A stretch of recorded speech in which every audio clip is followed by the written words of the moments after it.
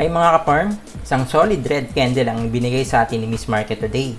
Nasa 6,800 level at below MA20 na siya. Overall, indication ito na negative pa din ang sentiment ng mga traders sa ating merkado. 3 strong breakouts ang binigay sa atin kanina. Tingnan natin ang trade plans nila at i-check na din natin ang ating top 5 picks para bukas. Tara guys, mag-chart na tayo. This is Farm Boss and welcome to my YouTube channel.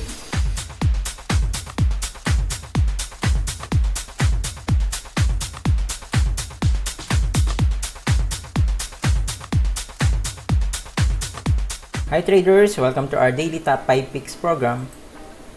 Disclaimer, guys, supportahan natin ang ating channel sa pamamagitan ng pag-subscribe. Pindutin nyo lang po yung subscribe button, pag-comment at pag-like ng ating video. Salamat po! Buying signals and stock screening, gumawa tayo ng video dyan. Ito yung itsura nya. Pakihanap na lang po dun sa ating tutorial playlist. Explain ko dyan yung ating buying signals at kung paano ilalagay ang ating mga na-screen na stock sa isang spreadsheet. Breakouts, meron tayong tatlo kanina, si GEO, IMI, tsaka si APL. Check natin si GEO. Si GEO kanina, malakas yung breakout niya. Tapos si GEO, 3 days straight na siya sa ating top 5 picks. Kanina lang nag-breakout. Then nag-breakout kanina, malakas pa yung breakout niya. So guys, dapat nakapag-TP kayo ng konti dito sa 0.60. Share ko lang din sa inyo kung anong indicator ko kung ba't kailangan ko mag-TP or kailangan ko mag-hold. So ito yung indicator ko. Si Miss Market.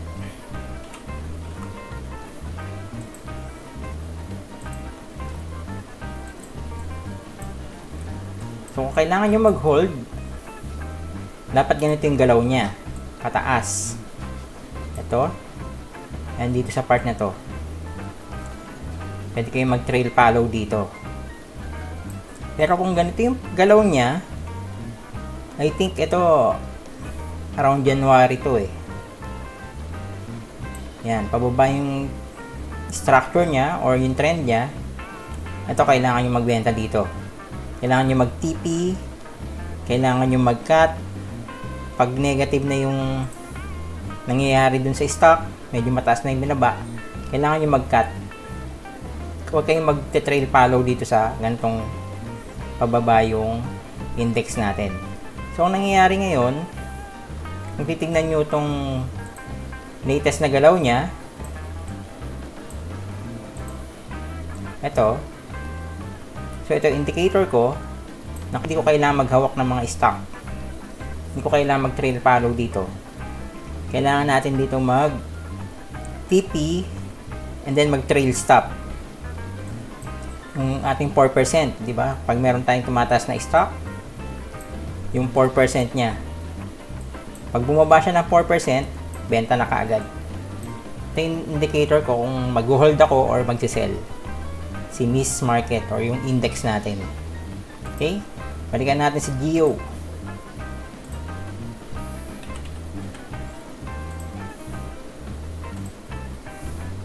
Yun guys. Shinarean ko kayo ng FYIO techniques. Okay, ito ang ating plan kay GEO. Breakout level niya 0.55. Bibili tayo after niya mag-breakout 0.56. TP natin sa kanya. Tingnan natin kung saan natin nakuha. Dito sa peak ng candles na to. Tsaka dito. Possible gain natin sa kanya 9.05.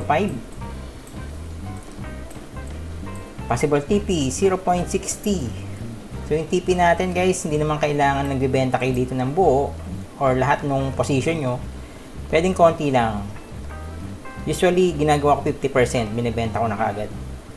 Kasi yung 50%, papasakayin ko lang dito sa price ni GEO or nung isang stock. Kung may stop ako nung ating trail stop or kung tataas siya, at least meron akong position, di ba? Hintayin ko na lang may stop ako dito. Cut loss natin dito kay GEO. 0.54, pero babaguhin na natin yan. Medyo mataas yung ginalaw ni Gio. Ang reference natin ngayon is yung kanyang current price na 0.60. Gio 0.60. So, ang stop natin dito 0.58.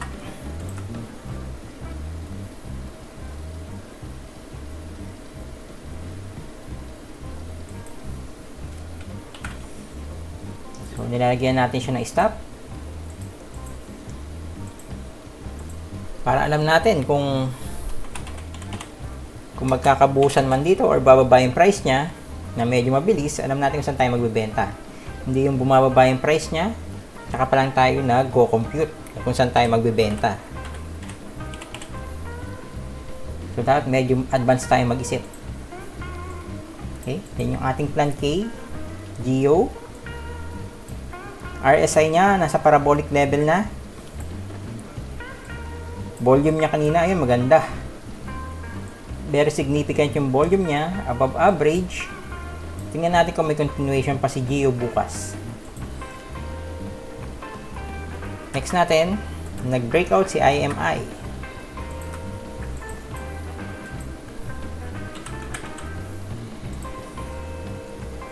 Si IMI din yata, ilang beses itong nagparamdam sa ating top 5 picks, pero hindi siya nagbe-breakout. So, kanina nag-breakout na siya with significant volume and yung RSI niya above 70 na. So, pasok sa ating criteria si IMI. Ito yung plan natin kay IMI. Breakout level natin is 13.40. Bibili tayo after niya mag-breakout. So, nailagay natin dito 13.44. TP natin, saan natin yan nakuha? 15.22. So, dito sa ilalim ng mga candles na to.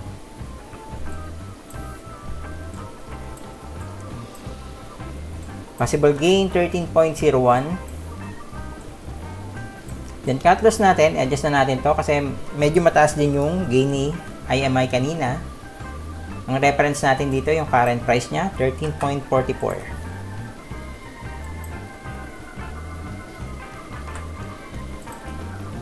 14.50 pala. 14.50. So, 14.05 or 14 kung i-round up natin. Magandang number to, 14.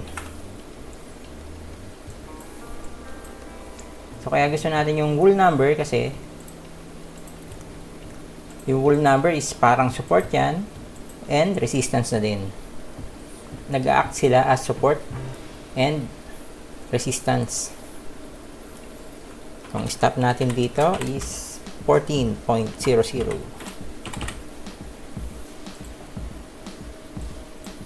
Yan ang plan natin kay IMI. RSI natin kay IMI nasa 76 na. Tapos malaking volume. Okay, yan si IMI. Next natin si APL. So guys, ito yung napili ko kaninang pasukin, si APL. Parang mali yata yung desisyon ko.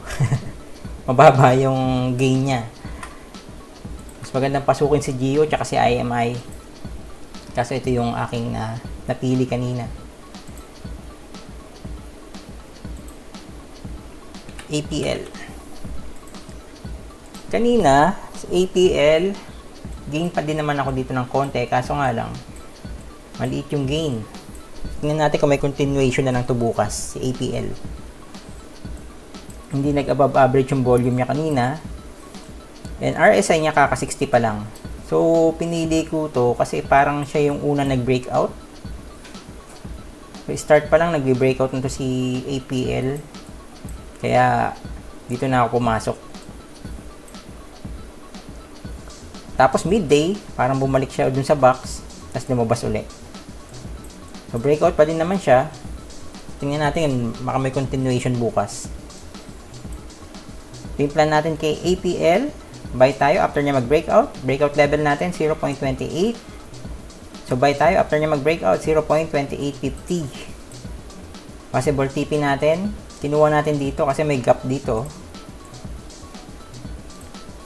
So yan yung kinuha natin and nag-act as siya dito sa mga candles na to as support and resistance sa tatlong candle na to.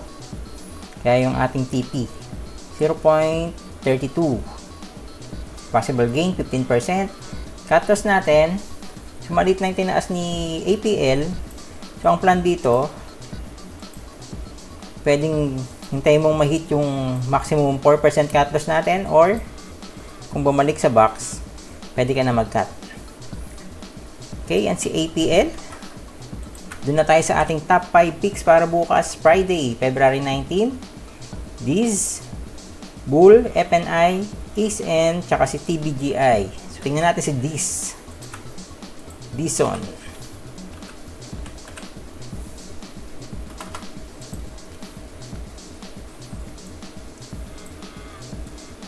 Actually, dito pa lang nakita ko na si Diz eh. Kaso nga lang, nung tinitignan ko siya, konti lang yung participant. Kaya hindi ko siya nailagay sa ating top 5 picks. Pero, nagpipick up yung volume niya. Itong week nga na to, ayan, tumaas na yung volume niya talaga. Tapos nag-consolidate na. Tingnan natin kung consolidations at the high to. Si Diz. Tingnan natin ang Darvas box. So, establish na yung support niya dito. 11.68. So, ang ating breakout level, 12.38. Bibili tayo after niya mag-breakout. 12.40.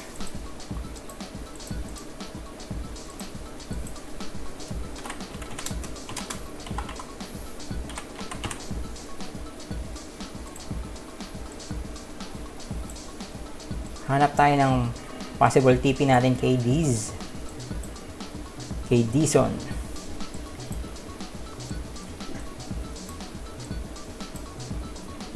Check natin tong picks ng candles na to.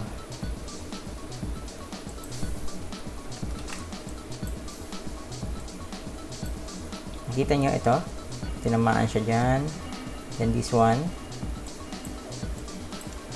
Yan yung gamitin natin. Possible TP. Initial TP natin. 8%.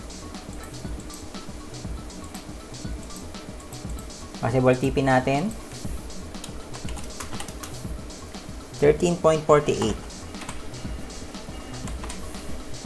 Cut loss natin kay Diz. 12.40 bilhin natin. So, 12.40. Diz. 12.02. So, whole number na naman, 12. Yung current price niya.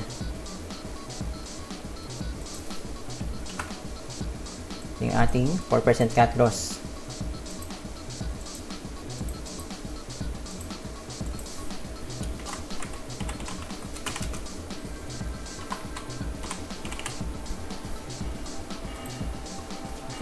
Volume niya kanina below average. And yung kanyang RSI nasa parabolic level. Tingnan natin kung magbe-breakout to si Diz bukas. Pwede siyang consolidation at the high dito. Yan si Diz. Next natin. Si Bull.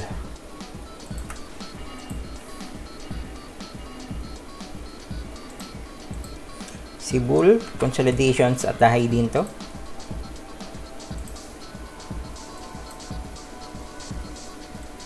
Ay, hindi pala guys. Si Bull, talaga nagko-consolidate siya ng medyo malaki. Pero yung price niya, ayun, nasa DB50 na natin. Tingnan natin kung nagpahinga lang ng 2 araw to si Bull, magkakaroon na uli ng lakas para mag-breakout. O gagawa siya uli ng panibagong all-time high niya. Magawin natin itong plan natin kay Bull. Ito na yung bagong Darvas box natin. Breakout level niya, 3.96.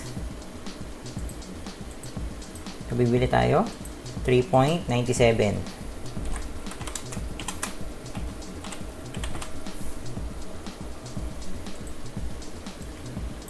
So, itong si Bull, all-time high.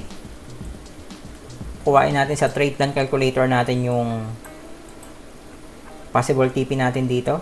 10% TP. 3.97 ang ating bili. 3.97.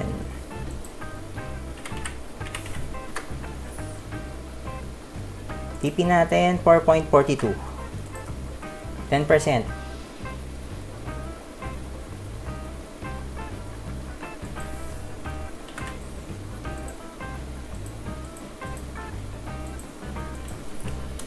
Possible TP 4.42. Then yung cut loss natin, tingnan din natin doon sa ating trade plan calculator, 3.85, 4% cut loss.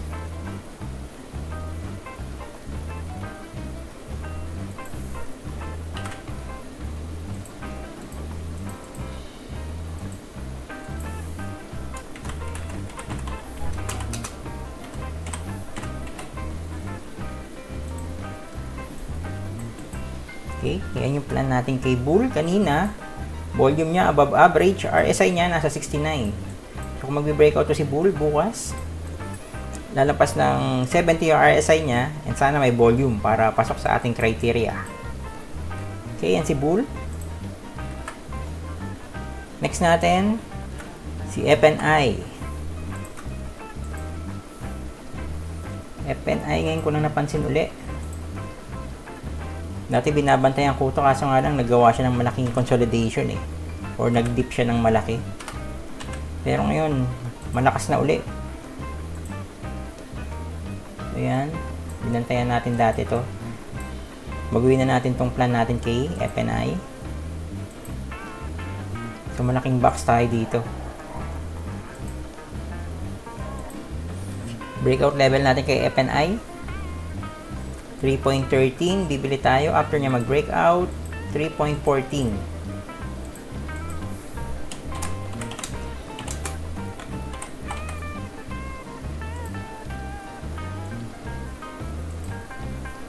Hanap tayo ng possible TPK FNI.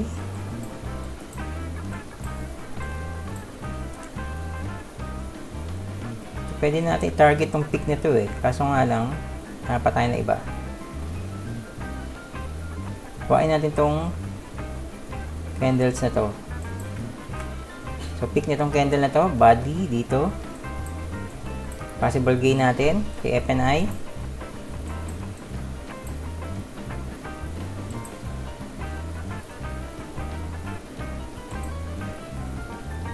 %24%. Possible gain 3.88. Possible TP pala, 3.88. And then, possible gain natin, 23%. So, tingnan nga natin uli yun. Kailan niya pa kinuha tong high na to?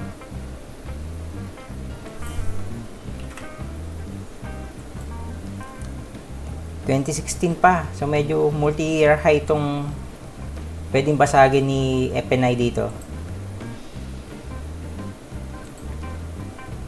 11%. Or dun sa ating current price, nasa 44% pa. Medyo malayo-layo pa. So dito muna tayo. Possible TP natin 3.88, possible gain 23%, cut loss natin. Bibili tayo 3.14.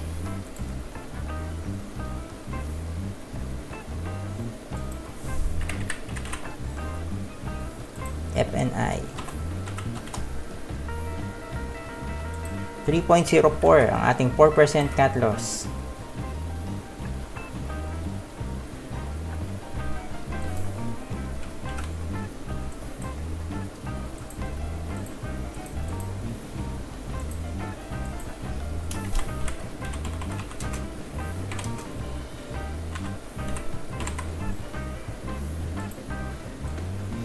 Volume niya kanina nag-above average.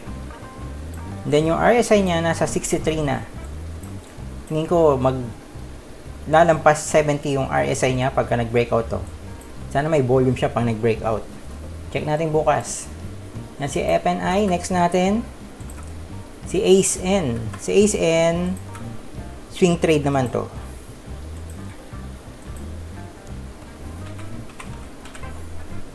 So, ACE-N, swing trade. Ito na yung plan natin sa kanya dati. Kaso hindi pa nagmamaterialize. Ito yung ating swing box. So, nagkaroon na tayo ng swing box natin dito dati. Ito, na-trade ko ito siya dito. Yung unang swing box natin. So, ito, susunod na swing box. Pwede tayong pumasok ulit. Buy tayo after niya mag-breakout. 7.97. Yung breakout level niya, 7.96. Possible TP natin sa taas ng ating big box. So, TP 9.41. Possible gain 18.41. Cut loss natin, 4% cut loss nakuha natin sa ating trade plan calculator. 7.72. 4% cut loss. Kanina, yung volume niya below average. RSI niya 59.76. So, kumukuha pa din tayo sa above 50 na RSI kasi konti pa lang din yung nasa above 60 na RSI dun sa mga stocks. Okay, yan yung plan natin kay ACE-N. Sana mag-breakout na to. Mukhang maganda pa naman yung chart ni ACE-N. Okay, next natin, TBGI. Swing trade ulit.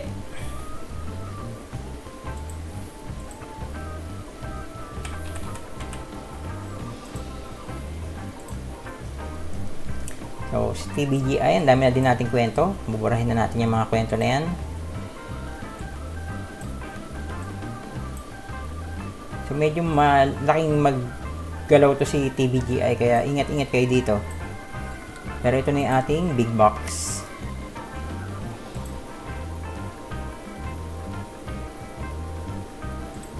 And then, ito yung ating swing box.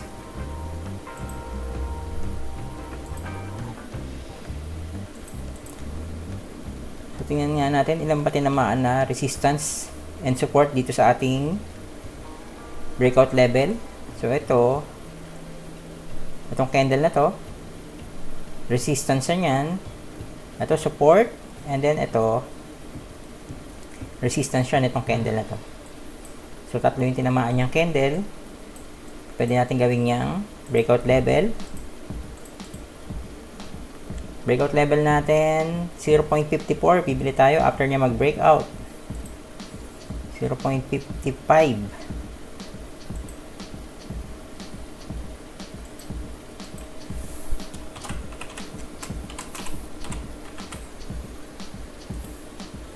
Guys, mapapansin nyo kahit swing trade, doon tayo sa strength pa din bibili. Sa breakout pa din. Hindi tayo bumibili, napababa siya. And hindi ako bumibili sa support niya. Kailangan meron siya ipakitang strength bago ako bumili. Okay, yan yung aking buy area or yung aking buy level, 0.55 after niya mag-breakout. Possible TP natin, ito sa taas, 0.64 yung taas ng ating big box. Possible TP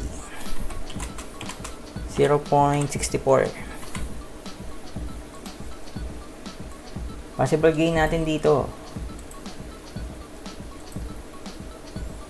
17%. Pero pag ganito, so hindi ako masyadong nag-swing trade kasi may madami siyang dinadaan ng mga resistance. Ito yung isa. So ito, makikita nyo siya dito. Itong candle na to, tsaka itong body ng candle na to. Yan yung resistance niya. Ito namang isa. Itong body ng candle na to. And itong wick ng candle na to. So yan, dadaanan niya yung dalawang yan. Take note na lang. Tingnan natin kung tatamaan. So ito pala medyo malakas din.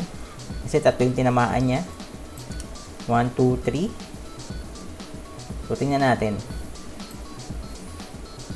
Pero ito yung plan natin sa kanya. Basta take note lang natin itong mga resistance na ito kung anong i-react nung price niya dyan. Cut loss natin, 0.55 tayo bibili. TBGI. Parang meron tayo dito kay TBGI. Yun. 0.55. 0.53. Malapit lang.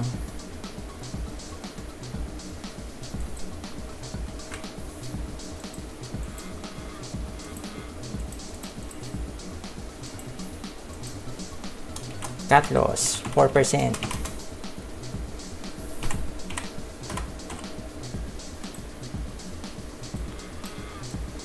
So, ang RSI niya sa 59 pa din.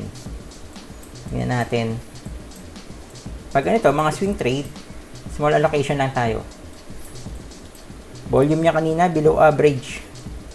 Pero itong below average na volume niya na to, ito din yung mga gusto natin sa swing trade. Kasi, bumababa yung volume niya.